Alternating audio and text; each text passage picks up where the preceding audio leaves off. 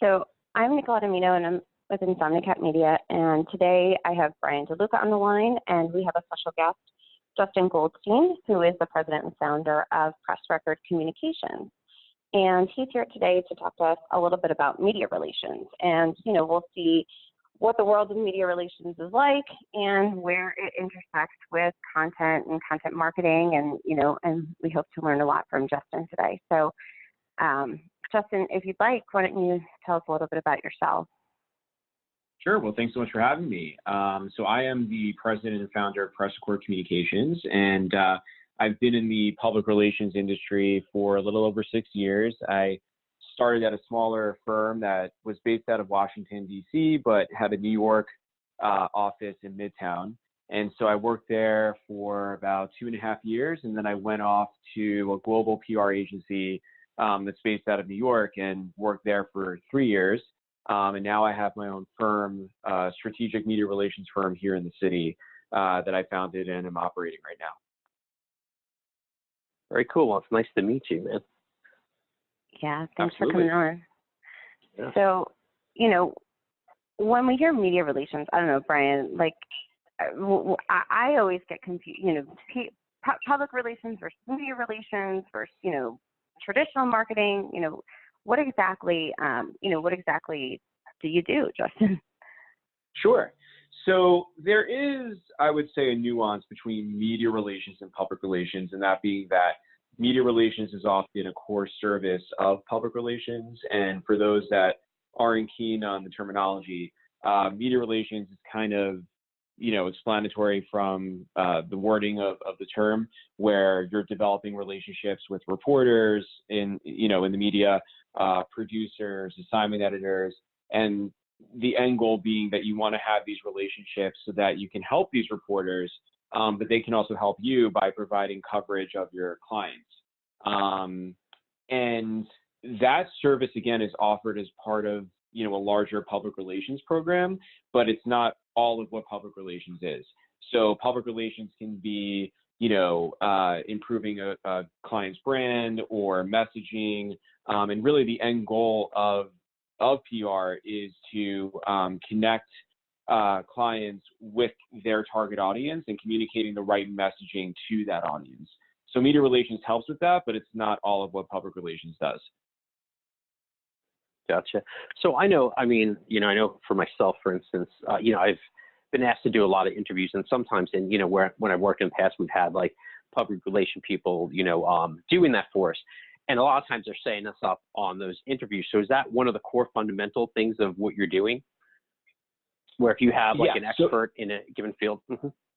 Yeah, absolutely. So typically the way we work is we schedule an onboarding session with clients where we learn who their main spokesperson or spokespeople are. And then once we determine that, we look to schedule one-on-one interviews with those spokespeople so that they can share those insights. But typically those interviews can take place in one of two ways.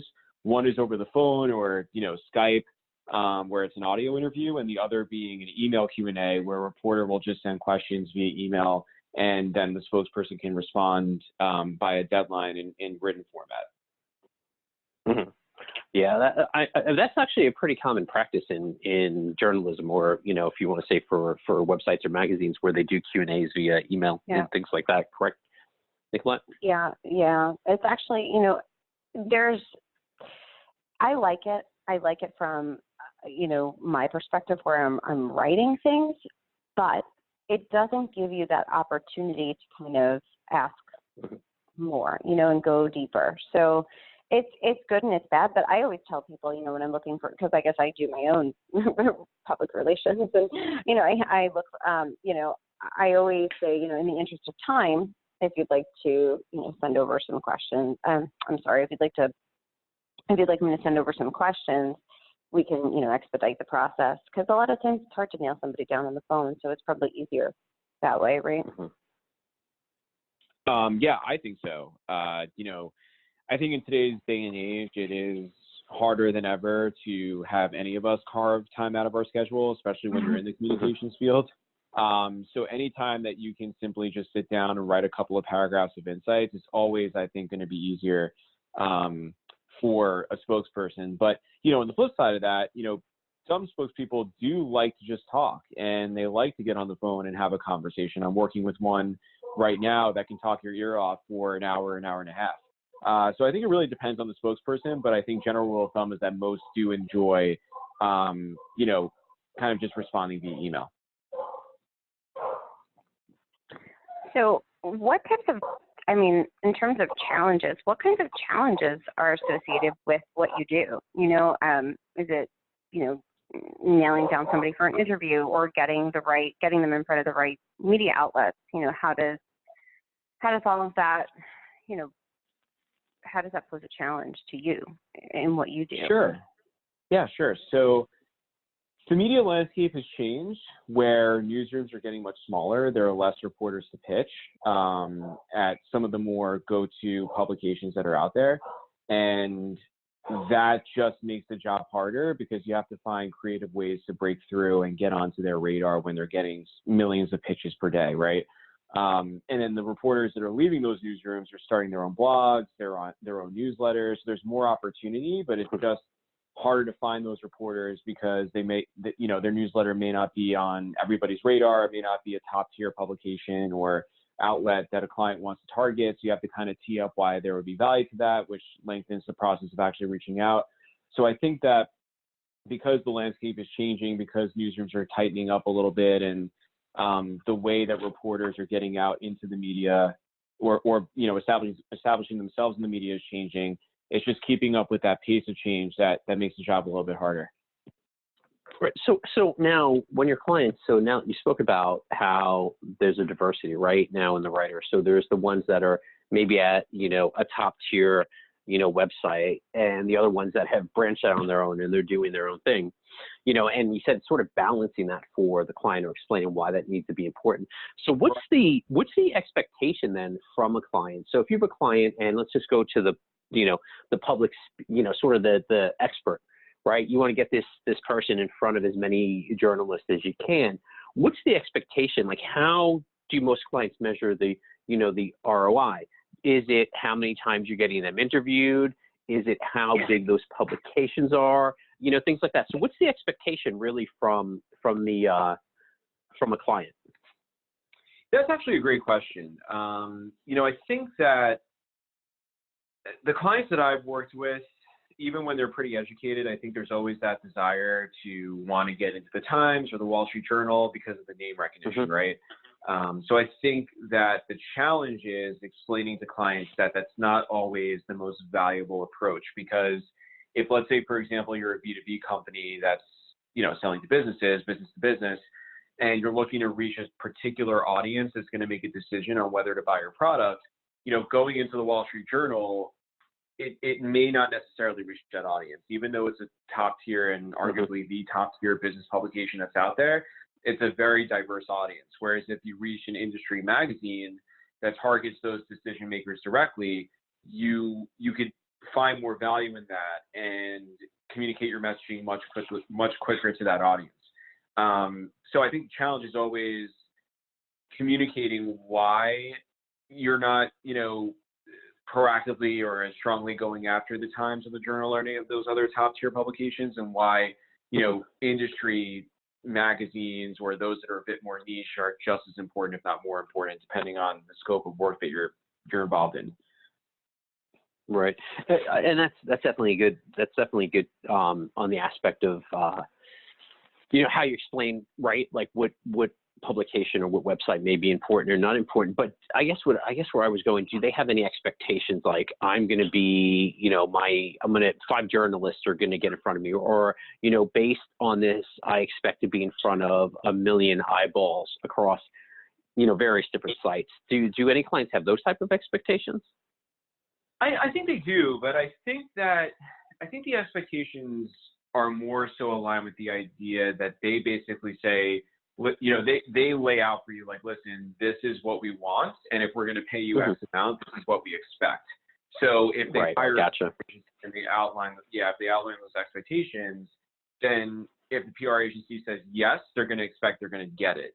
But I think clients are actually getting a little smarter to the idea that, you know, they're not just going to appear in the New York Times, for example, or get in front of 1 million people. But if a PR agency says, yes, we can do it and commit to that, then that expectation is going to be there because they're now spending budget on something.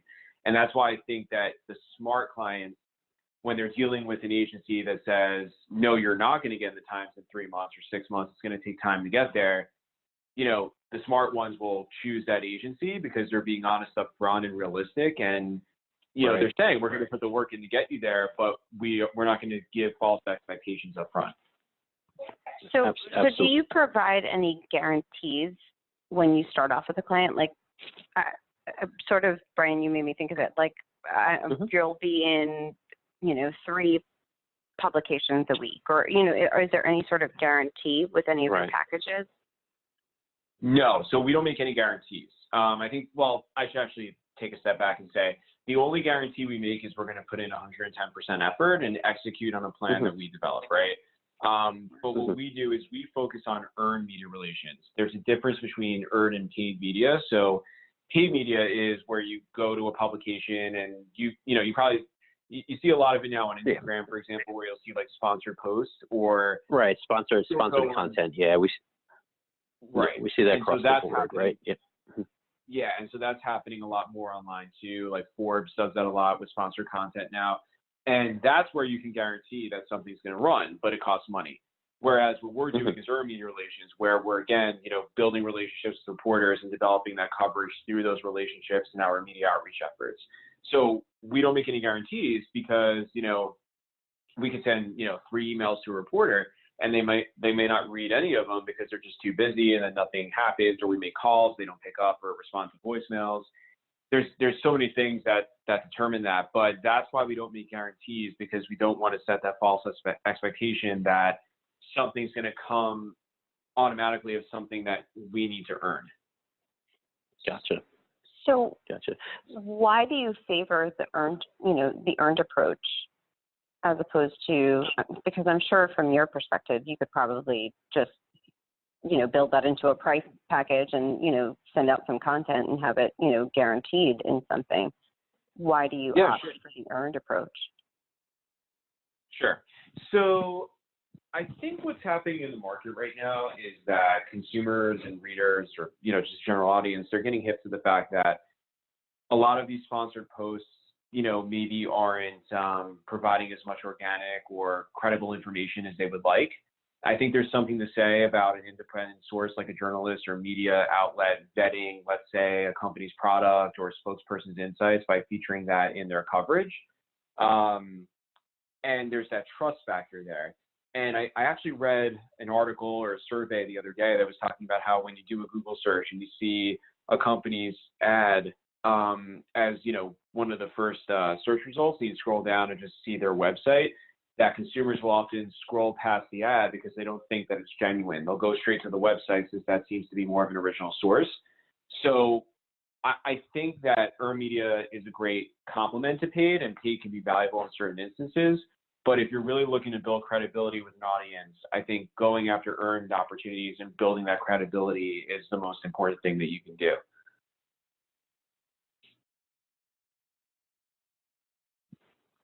So have you ever encountered a situation where it was a little bit more challenging to gain that earned media? Oh, it's always challenging, especially, you know, going back to what I was saying before, just with the changing landscape of the media, it's always a challenge. You know, I think that the hardest challenge for me has been working in the business-to-business space, because a lot of the content that you're putting out is tied back to a company's product, and reporters can smell that from a mile away. You know, they know when you're trying to promote something at the end of the day. Right. So it makes the job much tougher, because then it doesn't sound like it's a genuine pitch or story opportunity. It sounds like more of a play to kind of, you know, I guess implement a workaround to promote the product. So that being said, how do you maintain like that that relationship, that solid relationship with these journalists, right? Because at some points you're going to have some things that seem like they're, because you're going to have various different types of clients, right? You're going to have some that are more whatever. Maybe it's a human interest or it's more story pitched, and some of it is, hey, you know what? We need to get our president in front of as many journalists as we can because we need to sell our product or our service. So how do you balance that, right, with keeping that solid relationship? Because I'm guessing at some point you're going to have both types of clients, right? So what's going to happen is sometimes it is going to be, more organic, right? And sometimes it is going to be more, hey, it's about the product. How do you balance that relationship with those journalists on those pieces? I think that you have to just communicate the value of, let's say, linking back to a company's website, for example, or what is the value to the audience for learning more about this product? So a great example is cybersecurity, right? So if a company's putting out a cybersecurity product that helps, let's say, small to medium-sized businesses, and they put out a survey of, the state of cybersecurity for SMBs and whether or not it's improved over the last, let's say, 5 years, and whether it's on track to improve over the next 5. And if they put that survey on their website and they make it available to download, then the reporters, I think, would see the value in linking to that survey's landing page, because then SMBs can learn a little bit more about how they can improve their own operations. And by going to that landing page, they're also visiting the company's site, and then in turn would then learn a little bit more about their product. So I think it's about showcasing the value and demonstrating why readers would actually benefit from going to the site, instead of just, sort of putting a product placement in there just for the sake of product placement. Right. So really then it comes down to the company has to have the correct content in play almost, right? So you said like a survey that's valuable. So they have to have the correct content in play before a journalist will then go and link back to something, say, on their site. Because if I'm understanding correctly, you're saying they're not going to just go back and link to, say, a product. It has to be something of value that showcases maybe why this is important, or this, if it's cybersecurity, why this new technology is important, and here's why, based on the survey or something, Right, exactly. Or it has to communicate a message of, here's why you should read this survey, or report, and here's why it's important for your readers, listeners, viewers to take a look at it. But I think you hit the nail on the head that, the company has to have the right content in place. I think the higher up the ladder you go in terms of quality of publication, if you're reaching out to smaller blogs, I think you can get away with it. But once you try to get into the top tier, let's say industry magazines, or, going back again to the Times and the Journal, in order for them to even consider hyperlinking back, you'd have to have the right content in place, like you said. And some publications actually view it as unethical to hyperlink back, so there may not be an opportunity at all. It really just depends on the publication and the reporter's guidelines. So there really is no measurable ROI then.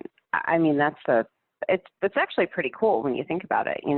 It's a really cool business relationship, like putting that trust and faith in a company. And, one of the things that I was thinking about was, why don't these people just go out and do this themselves, right? I mean, why do they, because you have the relationships already, could they opt to keep this something that they do, especially if they're more of a smaller company or an individual, why do they choose to go this route? Yeah, no, I mean, in terms of measurable ROI, are you talking about measurable ROI in terms of investing in public relations or media relations? Yeah. I think it's actually really cool because, we deal with people who are like, okay, what are their page views? And, how many clicks do we get on this? And, they want, right. What's the conversion? Like right. Yeah. My goal is to have someone sign up for something, you know what I mean? Or download something. What's the conversion rate? Right. And that's what we run into. It's one of the things that a lot of companies are looking for. Yeah. So that's actually a really great question. There are ways to measure goals for our agency, or even just, any public relations agency that offers media relations. I think they're a bit outdated, where basically it's like, okay, we're going to set a goal of getting X amount of interviews, Y amount of placements. We're going to try to reach, 3 top tier publications and 5 lower level publications. These are all metrics that I think are a bit arbitrary, based on how much of a budget the agency is getting. But there are metrics out there. I think at the end of the day, the only thing that you can really measure for public relations or media relations is, are you reaching the right audience? So what I like to do is when I present an opportunity to a client, I say, listen, you're looking to reach, let's say, I'm trying to think of a good example. Let's go back to the cybersecurity example. So if you're looking to reach, CTOs of large companies that would make a decision to purchase your product, if I get them an interview in, let's say, a cybersecurity magazine where 30% of the readership would be CTOs or CIOs, then I can position and say, you're reaching the exact, a good chunk of the publication's audience is the exact audience that you want to get in front of. Because at the end of the day, that's the goal of public relations and media relations, is to get your messaging in front of the right audience and make sure that the messaging is correct. Oftentimes, I think, PR is tied to sales and marketing because that's the only way that people think that they can measure something. But at the end of the day, PR and media relations can only support sales and marketing efforts. It's not your actual sales and marketing efforts. And there are ways to do that. For example, if you get a media placement, you can use that as a guide. Like this podcast right now is a guide for content development.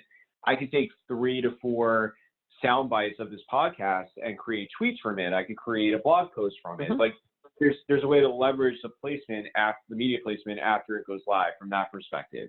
If you're a B2B company, if you get, let's say, 5 media placements that are top tier, if you're going to a trade show, you can put on your banner that you've been featured in Bloomberg, the Wall Street Journal, or other top industry magazines, and even put those placements on a flash drive to hand out to, show goers that visit your booth. So there's ways to leverage media relations to have it support your efforts. And I think it's less about a quantifiable metric and more about the quality of what those placements are doing to help support your overall business efforts. So now when you work with a client and you do stuff like that, is that something you're helping with the client with, going, okay, besides using it, like we got this interview on Bloomberg or whatever for your cybersecurity project, you're then going and helping them and say, hey, here's some of the things you should do with that. Correct? Right. So I will go back to the client and say, if the client has a pretty heavy social media presence or content development process or presence, I will advise and say, this placement would be great to create, an Instagram video or, taking some of the audio and putting it on LinkedIn and creating, XYZ posts around the audio file. But yes, we definitely advise on that because we want to show added value for what we're doing beyond just getting those media placements. So now, okay, so once clients do that, because we do this actually a lot for clients. That's one of the things we do, where we work with clients on this. Now, what's interesting is if you're talking about a client that's probably getting in Bloomberg, they probably have a whole series of tools that sit behind it, right, in order to measure those metrics. Like, okay, now I have this interview on Bloomberg. I made some snippets, some sound bites. We'll use this podcast as an example. You got someone on a podcast. You made some snippets out of once you work that out with the company on, do you know what I mean? How that works, right? And you say, okay, now guys, go put them in, go use some of them on whatever, Instagram, go use some of them on X, Y, and Z, right? And all your social, do some stuff on LinkedIn. They're going to be measuring those pieces, so is that then, in essence, are they then judging things on that secondary? And also, 2-part question.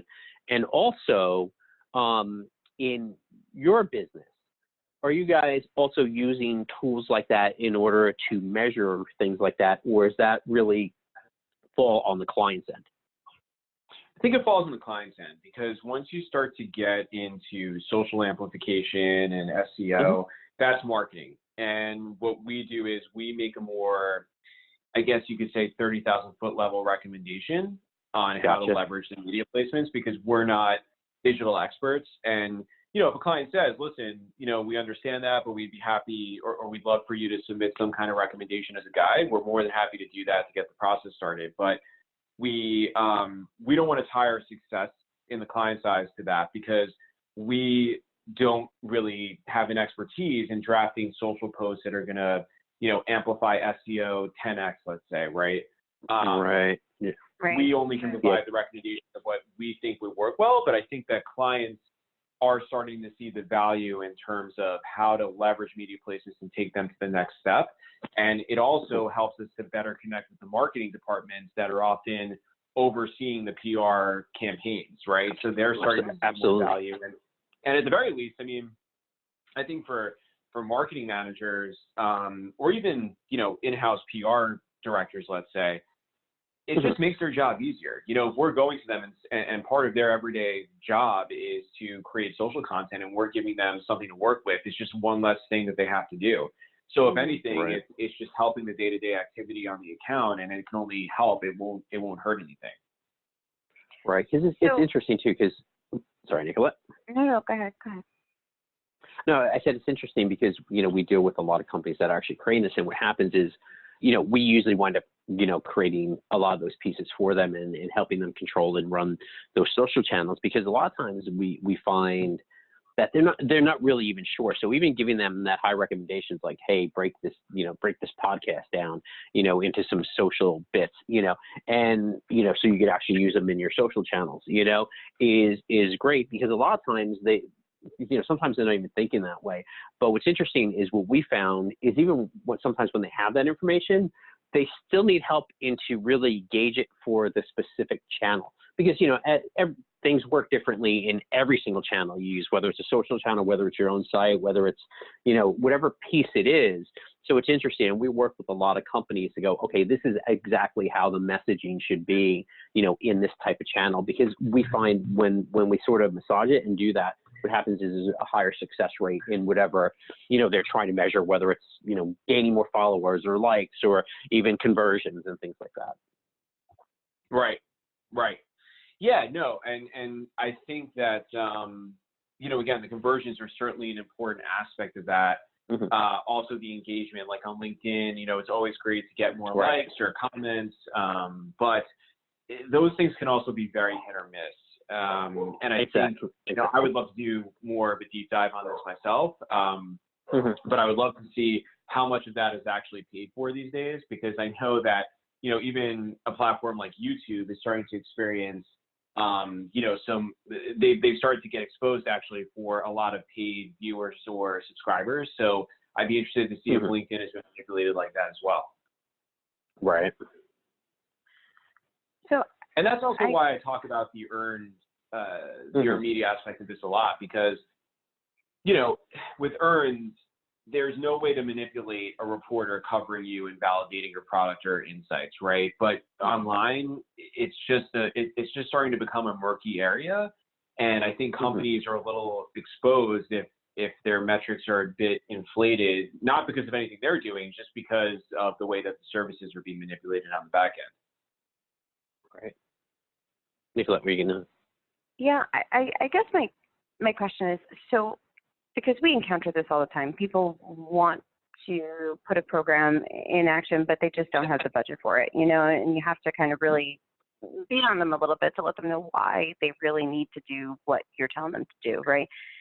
So do you ever find that, how do you approach a client who's just like, well, do I really need a media relations company? Is this really necessary? If I'm going to use my budget, am I going to use it for this? Does that happen? It definitely does. I think that's an issue for public relations overall, not just media relations, where I think that there's a sentiment that PR is more of a luxury than marketing is, because it's less understood. And so that only makes, garnering new business even harder. And that's why I think that the first step is to get that intro call or intro meeting, because then you can put together an effective PowerPoint deck that really goes through the value.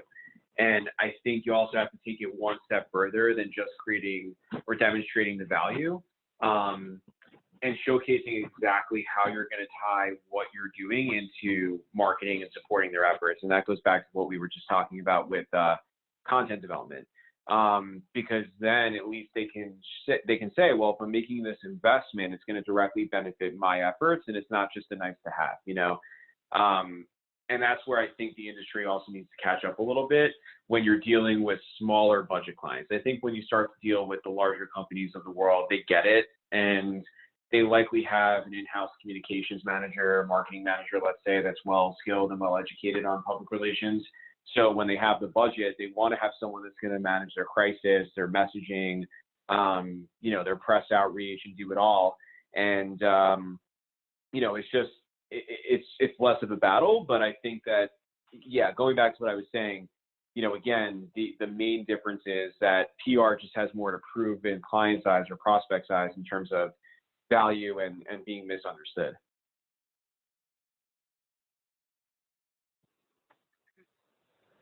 So Nicolette, did you hit? Oh, sorry. No, go ahead. I was going to ask a fun question. So if I was actually going to ask a question. So we've seen a lot of, over the last year, I've seen a lot of issues with like things like GDPR, right? And users when you mentioned some smaller blogs and things like that may have subscribers, may not have subscribers, it doesn't matter. Do companies actually go, you know what, I want to make sure if I'm getting in front of a publication, it needs to be GDPR compliant? Or is it like, oh, I'm just whatever whatever, it doesn't matter. If it's an audience, it's an audience. Do you do any audience validation? I know, for instance, you talked about like, okay, if you're selling cybersecurity, you may want to get in, in front of, the CTO or whatever, right? So do they care about that GDPR compliance or any of the other, like, how do they really view audience demographics of the sites that you may be able to possibly get them on? Good question. So let me see if I understand correctly. So are you saying, like, if a client says, I want to be in this publication, but tell me who they typically target, can the publication share that information because they would be sharing basically, consumer data, and that goes against GDPR? Well, it's more like, so if you go, okay, we're gonna go to some B2B website on cybersecurity. I'm going to keep it as an example. A lot of times those sites that sell, any type of media actually have a media kit that shows their subscription list or the demographics or things like that, right? So they know, 50% of these guys are CTOs, the other 50% are IT professionals. And they'll know the demographics, like 50% of them in the US and the other 50% are in the EU. So do they ever go, okay, okay, we got that, that's the demographic, but because a lot of big companies, they're very interested in all the compliances. So, and especially if they're going to be, starting to be featured in the newsletters or even being covered on the site, do they ever ask any of those questions about audience and also about compliances? Are you sure this website is GDPR compliant in terms of the way they're aggregating their subscriber base? So, no, they don't. I was wondering. I think. Okay. Yeah, they don't. I don't think that they even. That's a great question, though. I don't think they ever even think of that. I think that they kind of rely on the site, and I think the other aspect of it is that if the site isn't doing it appropriately, they're the ones that are on the hook, right? Like if we get coverage on a site that violates GDPR in some way, the FCC isn't going to come after us because we booked it. They're going to come after the site because they were inaccurately or inappropriately, not working within the guidelines of GDPR. So that's a great question, though. I've never even thought of that. Right. Might be something to ponder in the future. Right, because I could see companies asking that, as more and more companies become sensitive, so more and more as they become smarter, even with their own data and their own analytics, we see a lot of these questions come up, not just about audience, because they want to know about segregations of audience. But what happens is once you have those segregations, such as like, okay, 50% of the CTOs and, whatever, 50% are IT professionals, they also sometimes want to know some of those other pieces, right? And does the company, that media site, have the right to even relay some of that information back out is really what I would think, that they would ask. I would think targeting, let's say, a European audience. I mean, really, that's when it might come up. Like if you specifically need to get in front of these professionals in Europe, and so just, right. That I can see that. Otherwise, maybe not, like Justin's saying, but in particular, if someone has a specific goal of reaching, right? Exactly. And we see that a lot. And we also see some of those things, we're going to, well, if we believe that it's going to be spread worldwide, right? It's global. They call it GDPR for a reason, and the G's for global, right? So if we believe it eventually spread to the United States and things like that, will, in the future, that become maybe a question they're asking. And Justin, you may be the first person to be prepared to answer that for these companies. Yeah, so. Absolutely. Absolutely. So I have a fun question. What has been your favorite media relations moment, in the time doing what you're doing, right? What has been the most rewarding or exciting moment? That's a great question. Well, I think I would break it down into maybe two different instances or occurrences. One was I worked a big trade show, which you guys might have heard of, called the Consumer Electronics Show. Which never heard of that one. we're that show. Okay. Yeah. So I worked that for my last agency for a couple of years in a row. And when I went the first year, it was just me. I had never worked at a show of that magnitude before. And for your audience that isn't aware, it's basically the main show for consumer electronics companies to showcase their products. And it spans the entire Vegas Strip. It's insane. Yeah. I came back from my first time there, and I said to Bryan, please, this was back when we were at Hearst. I said, please don't ever send me there again. My feet have blisters. I am going to die. It's an amazing show, and there's so many amazing things there, but at the same time, there is so many amazing things there. It's a crazy show. Yeah. So it was a great experience, though, and the crazy part of it was that I was the only one that went for my team. There was a digital team from the agency that was there, but for media relations or for PR, I was the only one, and I was scared, honestly, because I said, after everything I've heard about the show, I mean, I've worked shows that are similar to this, like the auto shows, for example, for press, but never something of this magnitude. And so while I was there, for the 3 days I was there, I set a record for the amount of media opportunities that were booked. I think I got like 16 opportunities when I was there, which was a great achievement for me. And it really impressed everybody that I was working with. And, I got to work with some media that I normally wouldn't be able to work with because of the quality of client that I had. But it was a great experience. So that was one. And then the other I would say is, I mentioned that I worked for, I did press for the auto show circuit. And, for those three main shows of LA, Detroit, New York, I got to basically work in the radio room and, hang out with the executives from General Motors and basically kind of, hop into the cars before anyone was walking around besides journalists. So I'd have free reign to just sit in every car I wanted without a line. So that was probably the most fun that I've ever had, is just like as a car guy being able to sit in anything I want and not have to be blocked off. So that was a lot of fun. That's awesome. If you're a car guy, Auto Mechanica in Germany, one of the coolest car shows. That's a cool one. I've never heard of it, but I will certainly check it out. He'll be there next year.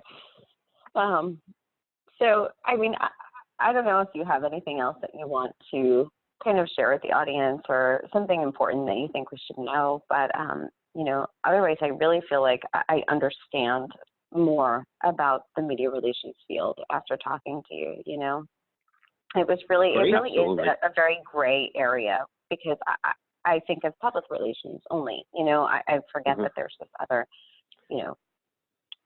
facet. Yeah. No, I think I'm all set. I appreciate the time, and you guys having me on as a guest, and I would love to do it again. Awesome. Yeah. Thank you for joining us. I was going to say, I will say, if anyone's interested in learning more about the agency, they can go to www.pressrecord.co, and that's PRESSRECORD.co. Yeah. Everyone, check out Justin's site. He has some great stuff there. So. Cool. All right, guys. Well, that's it. I'm done. That's it. You're done. Well, this is Nicolette and Bryan from Insomnicat Media. Follow us, check out our site, insomnicat.com, and we'll talk to you guys soon. Thank you. All right. Bye, guys. Thanks, Justin. Bye.